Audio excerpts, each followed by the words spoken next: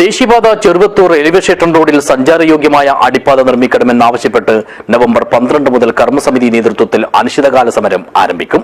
ഭാരവാഹികൾ ചെറുവത്തൂർ പ്രസ് ഫോറത്തിൽ നടത്തിയ വാർത്താ സമ്മേളനത്തിലാണ് ഇക്കാര്യം അറിയിച്ചത്. ഉയർന്ന ഗുണനിലവാരം, തികഞ്ഞ വിശ്വസ്തത, ജനതാ പാൽ.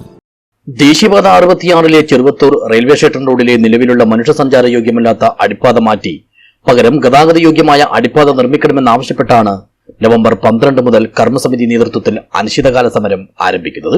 ഈ ഒരു ആവശ്യം മുൻനിർത്തി തങ്ങൾ നൽകിയ നിവേദനങ്ങൾക്ക് കടുകുമണിയുടെ വില പോലും ആരും തരുന്നില്ലെന്നും ദേശീയപാത അതോറിറ്റി അധികൃതരാണെങ്കിൽ ഒരു കാരണവശാലും പുതിയ അടിപ്പാത അനുവദിക്കാനാവില്ല, പിടിവാശിയിലാണെന്നും ഭാരവാഹികൾ പറയുന്നു. ഇതിന്റെ ഭാഗമായി നേരത്തെ സൂചനാ സമരം എന്ന നിലയിൽ സായാഹ്ന ധർണ ഉൾപ്പെടെ നടത്തിയിരുന്നു. എന്നിട്ടും അതോറിറ്റി ഈ വിഷയത്തിൽ നിസ്സംഗത പുലർത്തുകയാണ്. ഈ ഒരു സാഹചര്യത്തിലാണ് നവംബർ 12 മുതൽ അനിശ്ചിതകാല റിലേ സത്യാഗ്രഹ സമരം നടത്താൻ തീരുമാനിച്ചതെന്നും കർമ്മസമിതി നേതാക്കൾ വ്യക്തമാക്കി. ഉദ്ഘാടന പരിപാടി എന്നുള്ളത് ആദ്യത്തെ ദിവസം 12-ാം തീയതി രാവിലെ മുതൽ ഉച്ചവരെയുള്ള സമരമാണ്. തുടർന്ന് അങ്ങോട്ട് കിട്ടാവുന്നത്ര ആളുകളെ ഉൾപ്പെടുത്തി, അതിന് 5000, 10,000, 100,000, 200,000 കിട്ടാവുന്ന ആളുകളെ ഉൾപ്പെടുത്തി ഒരു തുടർ സമരം എന്നുള്ള നിലയിൽ അനിശ്ചിതകാലത്തേക്ക് സമരം.